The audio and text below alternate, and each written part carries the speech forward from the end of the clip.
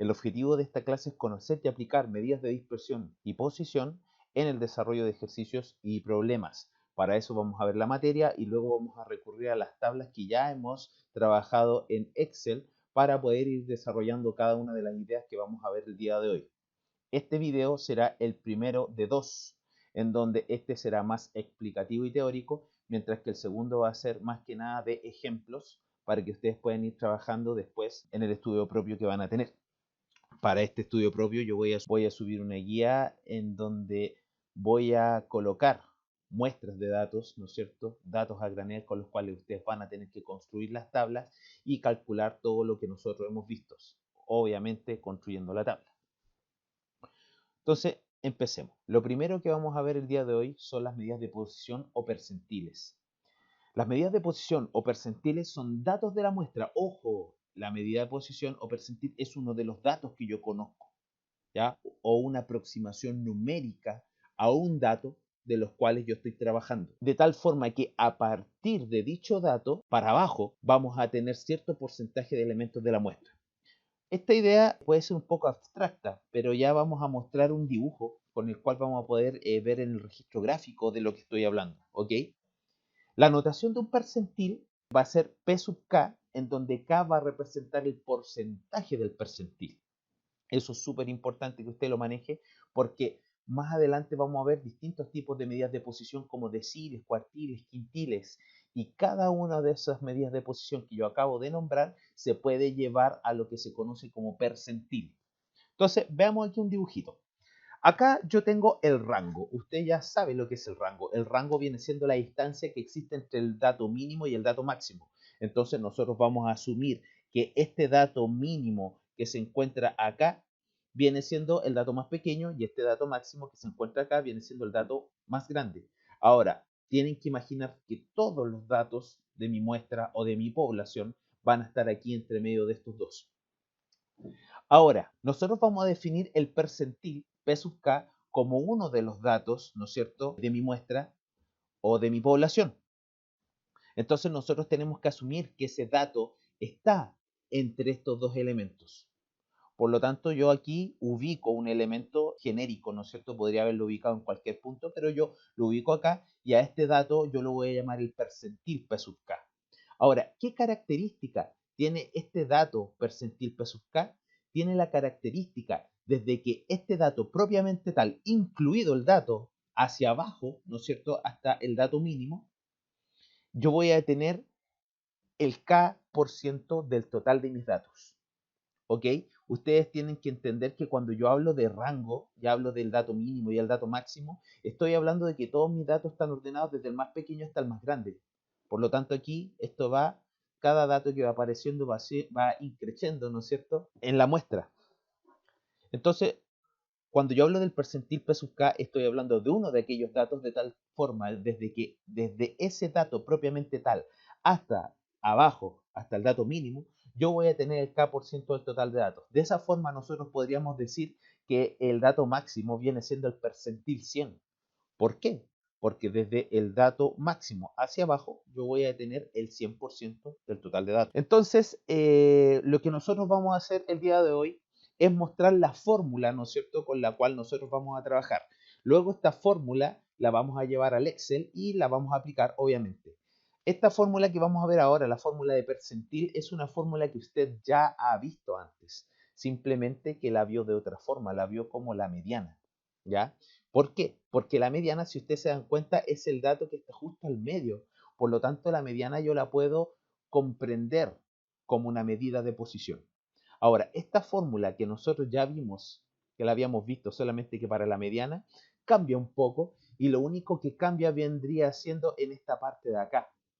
Antiguamente, cuando yo veía mediana, acá yo tenía el n partido en 2, pero ahora nosotros tenemos n por k partido en 100 porque nosotros queremos calcular el percentil para cualquier porcentaje k que yo quiera trabajar.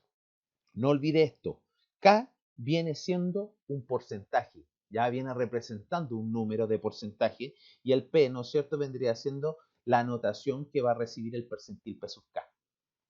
La idea principal del percentil. Ahora, lo que nosotros vamos a ver son distintos tipos de medidas de posición que se suelen utilizar bastante, sobre todo cuando nosotros, por ejemplo, cuando nosotros estamos hablando de los grupos socioeconómicos que existen en el país, nosotros hablamos de los quintiles, ¿ya? Entonces uno dice, ¿ya qué es un quintil? Igual el nombre te indica algo. Cuando yo te digo quintil, te está indicando una idea, te está indicando un número, te está indicando el 5, ¿ya?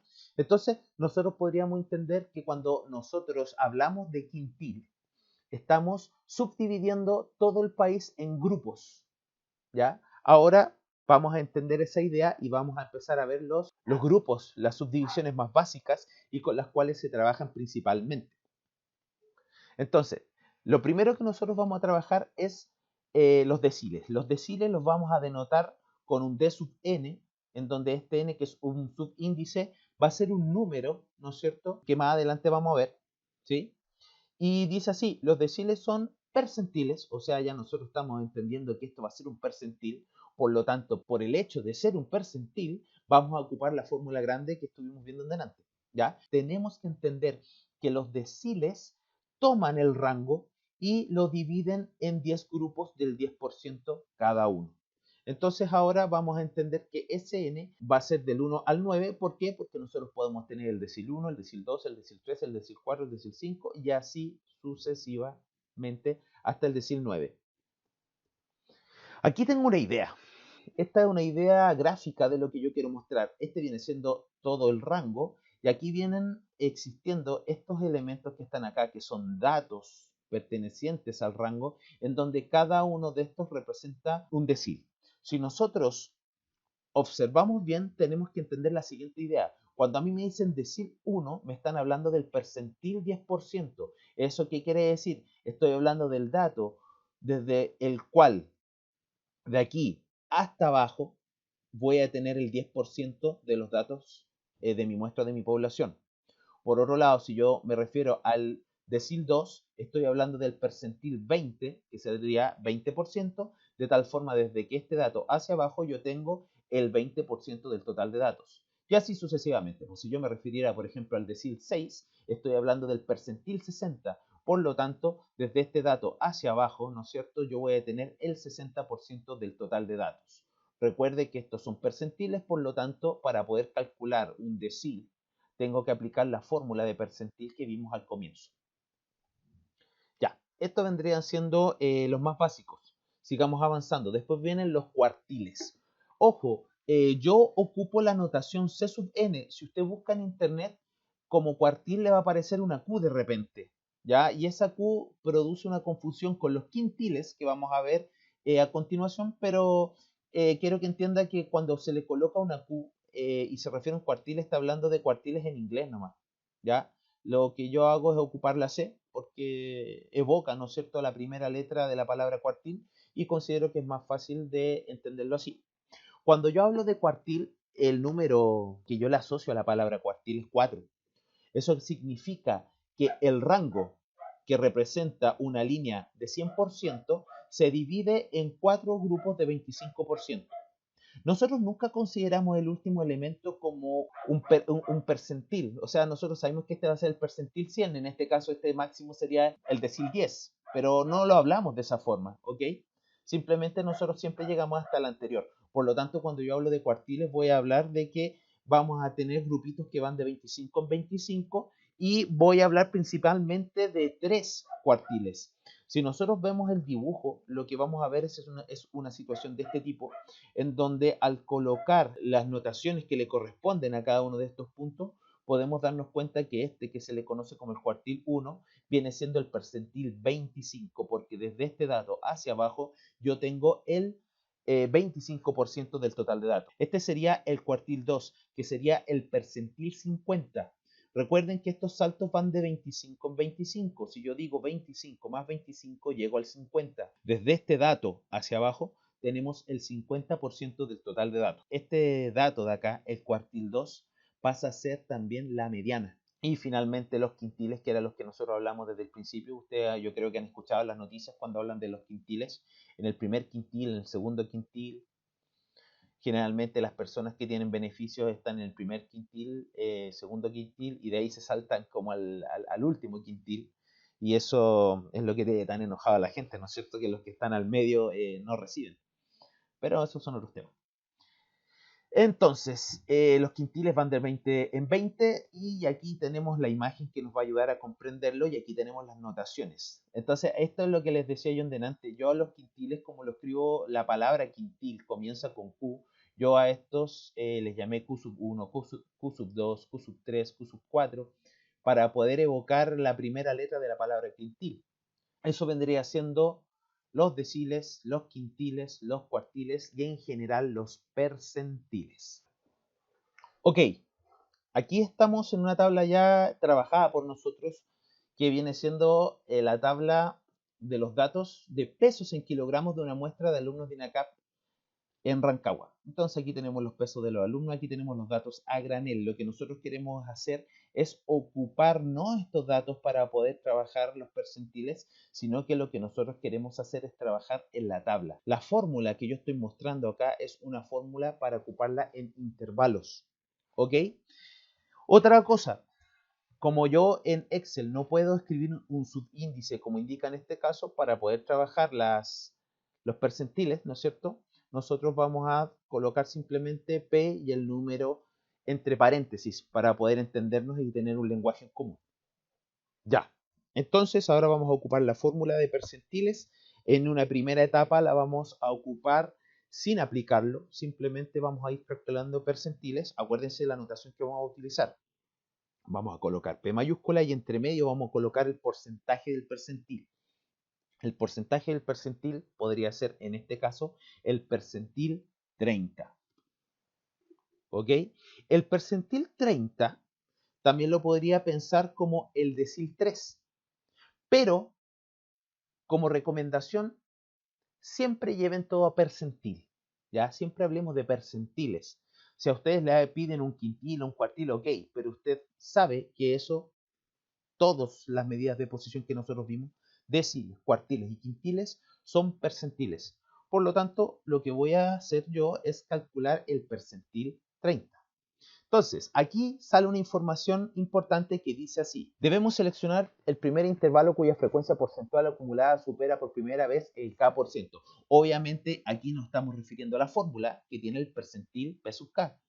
Por eso al decir P sub K, yo digo K%. En este caso estamos hablando del percentil 30, por lo tanto para nosotros K es 30%. Entonces, de la idea anterior, nosotros tenemos que seleccionar la primera fila que supera por primera vez el porcentaje 30 en la frecuencia porcentual acumulada. Eso quiere decir que el intervalo seleccionado va a ser este, el cual le vamos a colocar un color, por ejemplo, este naranjito que está acá. Entonces, teniendo eso claro, ahora nosotros vamos a irnos a esta celda y vamos a empezar a escribir la fórmula. Acuérdese que la fórmula tiene una serie de variables las cuales están definidas acá abajo. Por ejemplo, L sub i viene siendo el límite inferior del intervalo seleccionado. En este caso sería el 70. A sería el largo del intervalo, ¿ya? El largo del intervalo es 5. Nosotros ya lo habíamos calculado. Acuérdense que ese es uno de los datos que nosotros calculamos al principio para poder construir la tabla. El total de datos nosotros también lo sabemos, lo podemos vislumbrar en dos celdas. Una sería la de acá arriba, que me dice que el número de datos es 168, y por otro lado también tenemos la frecuencia absoluta acumulada, en cuyo último dato me entrega también el total de datos. K es el valor numérico del percentil. En este caso, el valor numérico del percentil es 30, porque estamos hablando del percentil 30. F sub i menos 1 es la frecuencia absoluta acumulada del intervalo anterior al seleccionado. Como nosotros estamos trabajando en esta fila, y aquí está la columna de la frecuencia absoluta acumulada, en este caso f de i menos 1 se refiere al 43. Y por último, está fi, que vendría siendo la frecuencia absoluta del intervalo seleccionado, es decir, 15. Entonces, con toda esa información, yo simplemente comienzo a escribir mi fórmula. Acuérdense que Para que Excel entienda que tenemos que calcular algo, tenemos que colocar siempre en primer lugar el igual. Entonces, coloco el igual y comienzo a ir seleccionando los elementos y a ir escribiéndolos según me indica la fórmula. Entonces, aquí dice LI, que sería el límite inferior. En este caso, el límite inferior del intervalo es 70. Luego a eso tengo que sumarle el largo del intervalo, que el largo del intervalo es 5. Lo puedo seleccionar como celda o simplemente lo puedo escribir, que es lo que yo voy a hacer en este caso. Ojo, ojo, aquí hay una multiplicación. Y esa multiplicación yo tengo que colocarla en Excel de la siguiente forma. Coloco aquí un asterisco apretando Shift más. Shift es la tecla que tiene la flechita hacia arriba, ¿no es cierto? Shift más, ya aparece inmediatamente el signo de multiplicación para Excel. Y ahora, si ustedes se dan cuenta, viene una paréntesis. Esta paréntesis realmente podría estar arriba en el numerador, pero que yo coloque la paréntesis acá abajo no va a cambiar en absoluto el resultado, así que usted puede hacerlo como quiera. ¿Ya? Yo lo que voy a hacer es colocar la paréntesis en el numerador porque me sale menos trabajo para poder escribirlo acá en la celda. Entonces yo abro paréntesis, voy a colocar inmediatamente la paréntesis, la voy a cerrar y ahora voy colocando lo que me pide. Es n por k, yo sé que n es 168, ¿no es cierto? Lo voy a escribir, que sería 168, también podría seleccionarlo como celda, todo eso multiplicado por k, que en este caso sería Shift 30, y dividido todo esto dividido por 100. Ahora, muchos de ustedes dirán, profe, ¿no será bueno colocar paréntesis en esa multiplicación? La verdad de las cosas es que si usted quiere hacerlo, puede hacerlo, pero al escribirlo de esa forma, recuerde que la operatoria, cuando nosotros trabajamos multiplicaciones y divisiones de forma simultánea, siempre reconoce la operación desde izquierda a derecha. Eso significa que se va a multiplicar primero acá arriba y luego se va a dividir el resultado de lo anterior por 100. Por lo tanto, Excel lo reconoce de esa forma. Pero si ustedes quieren colocarle acá una paréntesis, no hay problema. Se la colocamos. Ahí está. Entonces 168 por 30, todo eso dividido en 100, menos la frecuencia acumulada del intervalo anterior. La frecuencia acumulada del intervalo anterior es 43. Fíjense que en esta ocasión no he ocupado tanto la selección de celdas para que ustedes vean que también se puede hacer de esa forma. En este caso, mi frecuencia acumulada es 58 de la fila seleccionada, pero yo necesito la anterior, que vendría siendo 43, la seleccioné de esa forma. Entonces, esta paréntesis grande, la paréntesis que encierra todo, vendría siendo el numerador. Y ahora yo voy a salir fuera, ¿no es cierto?, de la paréntesis y ahora voy a dividir por la frecuencia absoluta del intervalo seleccionado. En este caso sería dividir por 15. Y ahora está todo ok, apretamos Enter y me da inmediatamente mi percentil, que vendría siendo uno de los datos. Acuérdense que en este caso, cuando nosotros trabajamos con tablas de datos, con tablas de frecuencia, la información que nosotros podamos obtener como dato propiamente tal va a ser una aproximación. Por lo tanto, en este caso, nosotros podemos darnos cuenta que me da un peso que no existe acá arriba.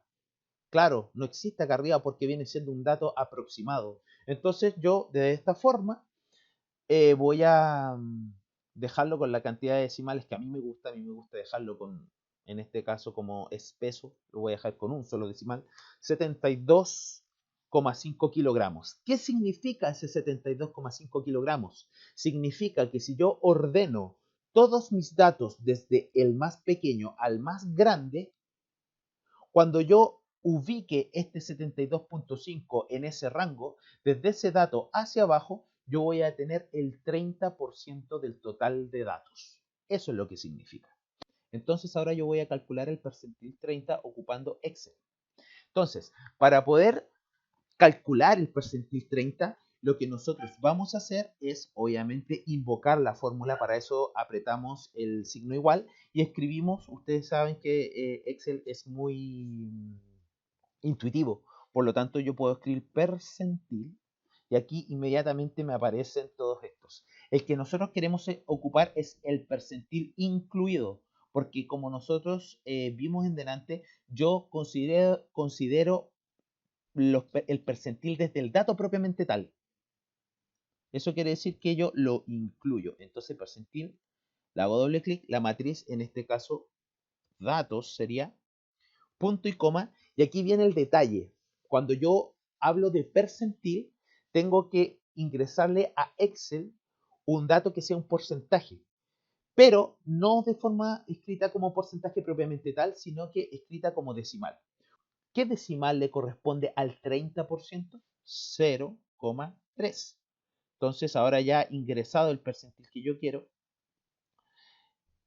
aprieto Enter y voilà, ya aquí está. Entonces nosotros podemos comparar que esto vendría siendo lo exacto, ¿no es cierto? Y este vendría siendo una aproximación por tabla, pero ustedes se pueden dar cuenta que las aproximaciones por tabla siempre están cerca, nunca están tan lejos.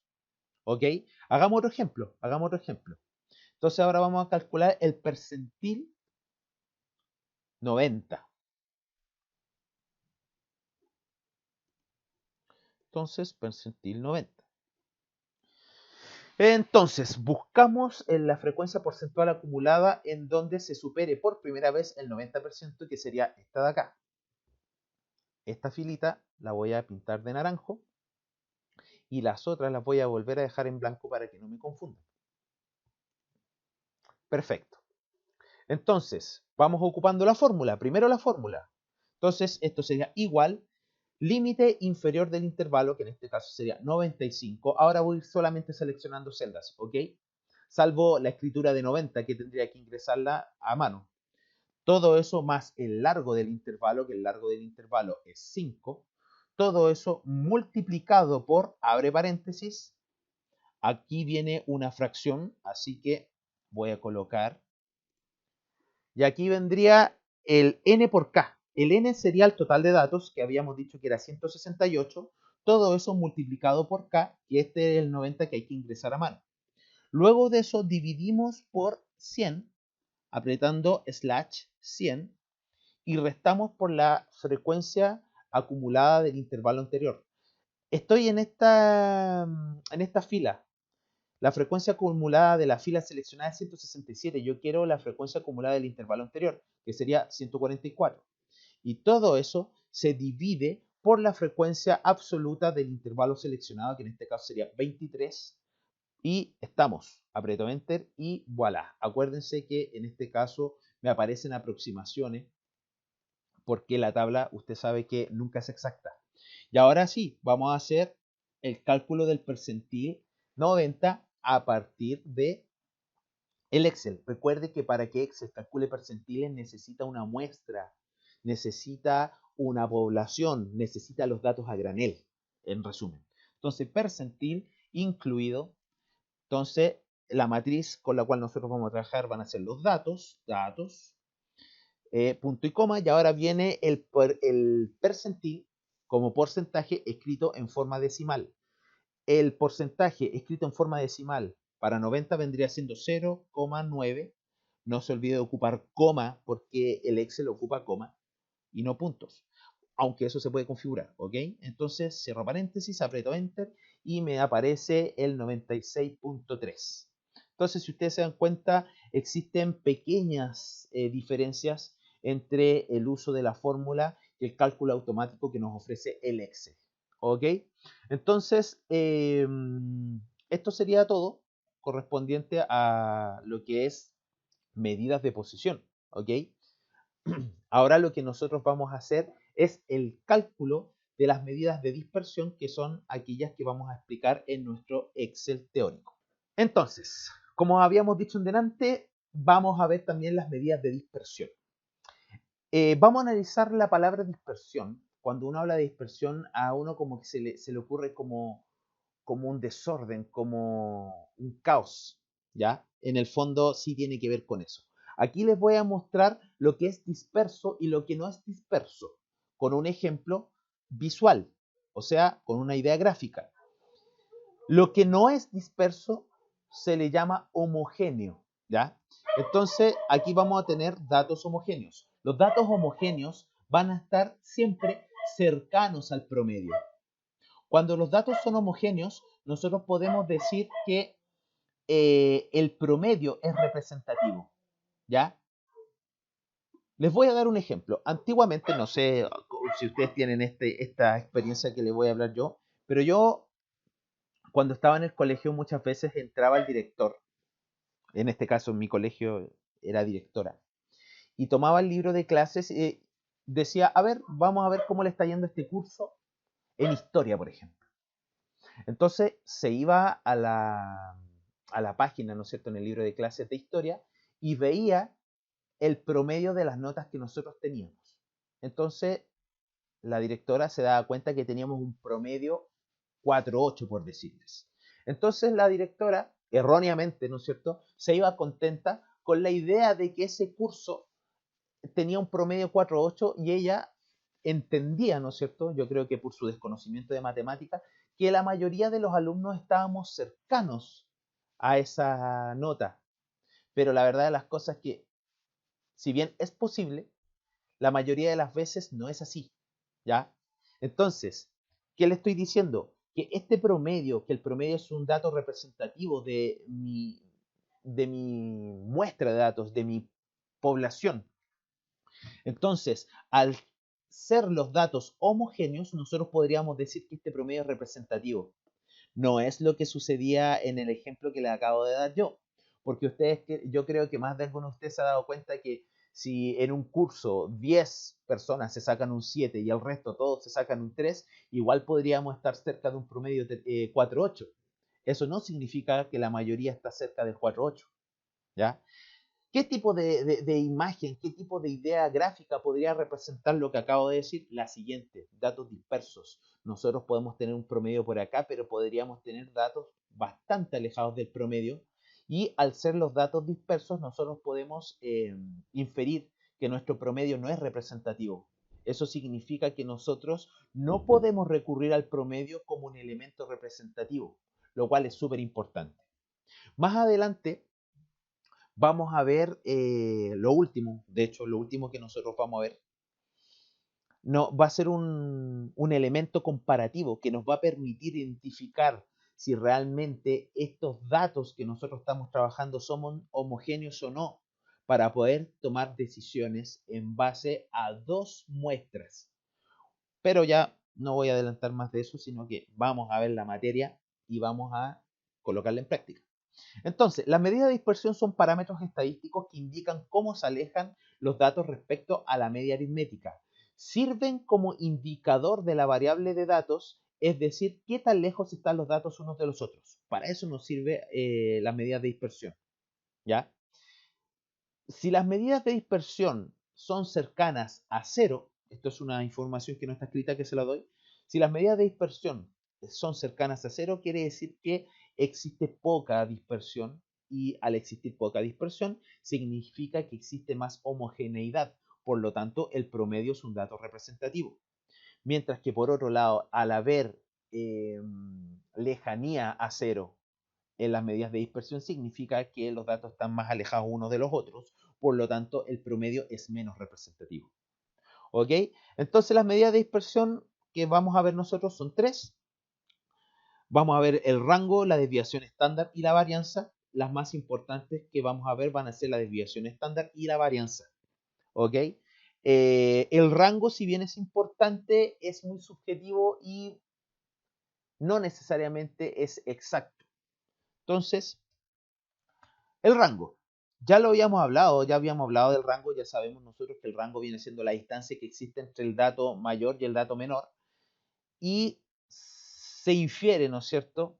No es como seguro, por eso a mí no me gusta ocupar mucho el rango, pero se infiere que si el rango es grande, los datos estarían más dispersos. Mientras que si el rango es más pequeño, uno tiende a pensar que los datos son más homogéneos, como este caso sería. Por ejemplo, aquí el rango sería la distancia que existe entre este dato y este dato, que sería un rango pequeño. Y esto me está indicando la imagen que estoy viendo yo, me indica que, claro, los datos son homogéneos, mientras que acá este rango, que sería la distancia entre este dato y este dato, sería un rango grande. Pero todo eso puede variar porque yo podría tener, por ejemplo, este rango de acá, que vendría siendo un dato por acá y un dato bien lejano como máximo por acá, pero yo podría tener una nube de datos aquí bien amontonadita y yo podría decir que sí son homogéneos. Entonces, cuando nosotros queremos dar una mirada rápida, ¿no es cierto?, a lo que estamos trabajando para saber si existe homogeneidad o dispersión, podemos mirar el rango, pero es insuficiente, ¿ya? Para eso tenemos que tener herramientas más pesadas, que serían, por ejemplo, la varianza y la desviación estándar. Existen otras medidas de dispersión, pero yo simplemente veo estas porque estas son las que se ocupan y estas son las que usted va a encontrar en todos lados, ¿ya?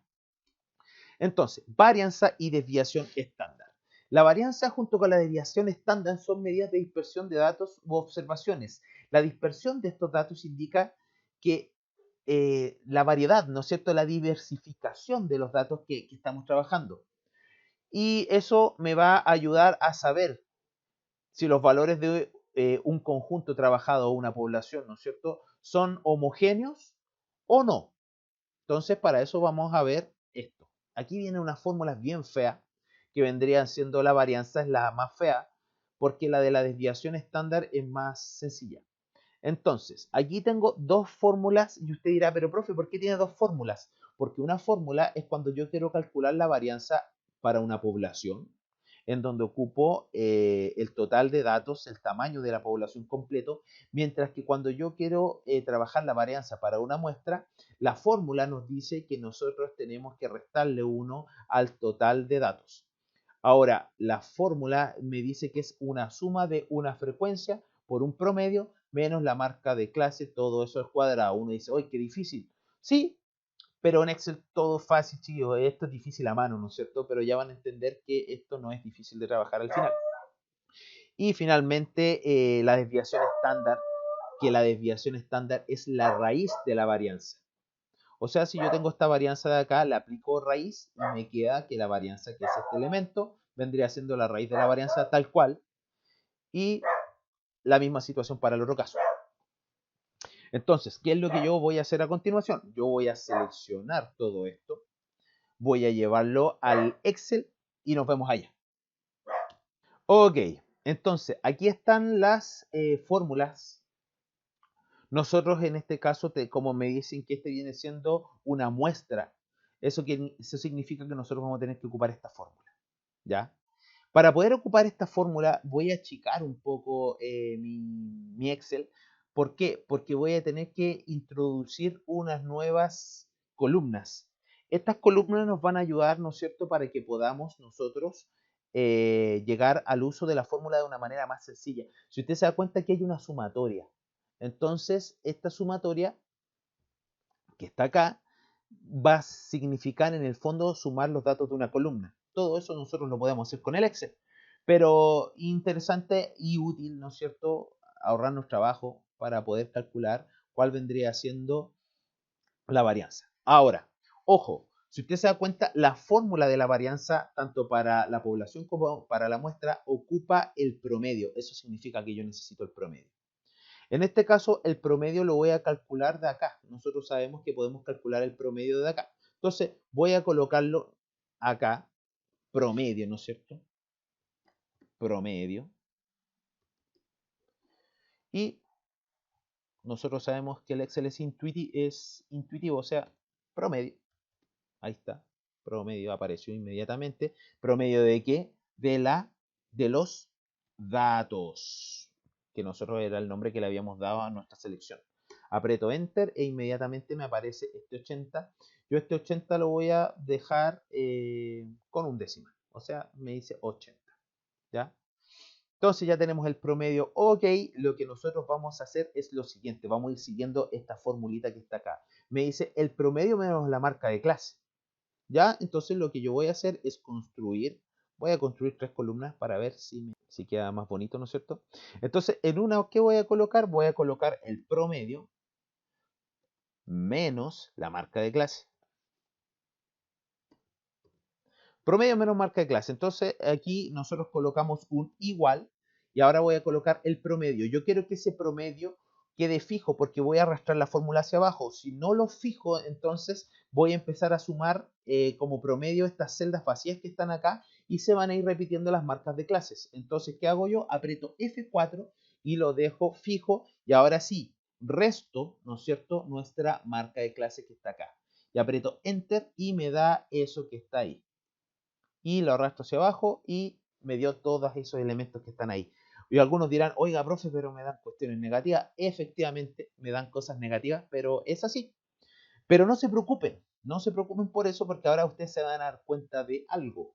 ¿Y qué me voy a dar cuenta yo? Me voy a dar cuenta que ahora lo que tengo que hacer es tomar esto y elevarlo al cuadrado. Fíjense, el promedio menos la marca de clase al cuadrado. Entonces yo digo, ok, voy a tomar esta cuestión que está aquí, voy construyendo lentamente mi fórmula, ¿no es cierto? Entonces lo que voy a hacer es colocarle aquí una paréntesis, aquí le voy a colocar otra paréntesis, ¿no es cierto?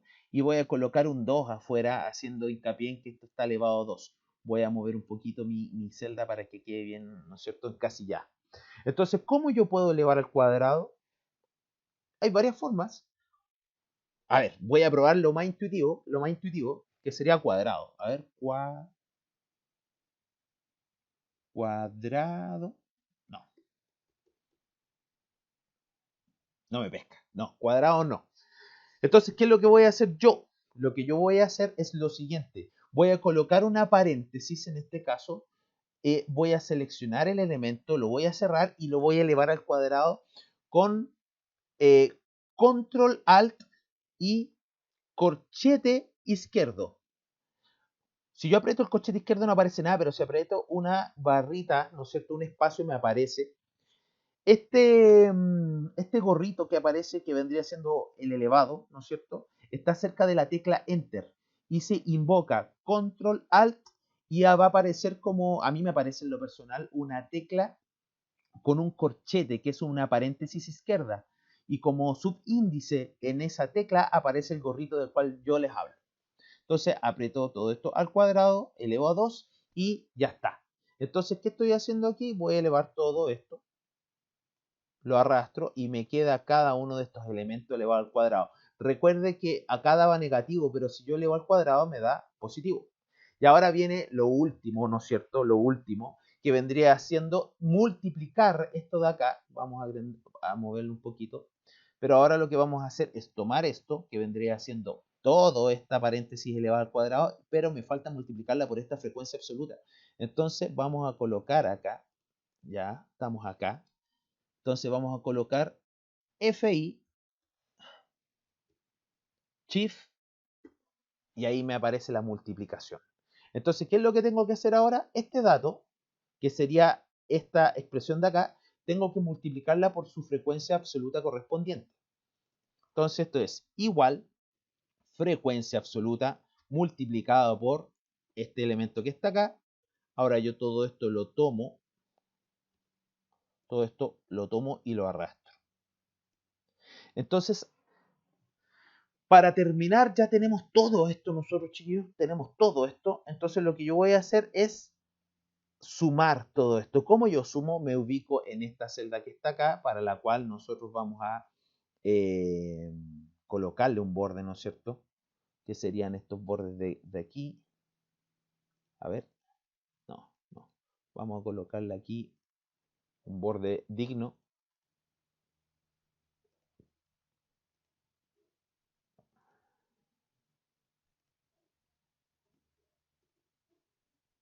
Ahí está, ¿no es cierto? Entonces lo que yo voy a hacer es sumar todo esto. Para sumar todo esto, lo mejor que puedo hacer es colocar autosuma. Si usted aprieta autosuma aquí, selecciona automáticamente la columna que usted quiere sumar. Y si no, lo puedo ir moviendo yo. Esto azul lo puedo ir moviendo yo seleccionando lo que quiero sumar. Simplemente aprieto Enter y ya está. Me da este número raro. Este número raro que está acá, yo lo voy a empezar a ocupar ahora. Voy a copiar esto que está aquí y voy a copiar medidas de posición. En este caso no estoy viendo esto, estoy viendo medidas de dispersión. Entonces, ¿qué estoy calculando ahora? Yo estoy calculando la varianza.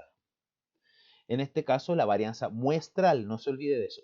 Entonces, ¿qué tengo que hacer yo para terminar esto? Ya tengo todo lo de arriba, tengo la sumatoria de toda esta expresión que sería este elemento de acá.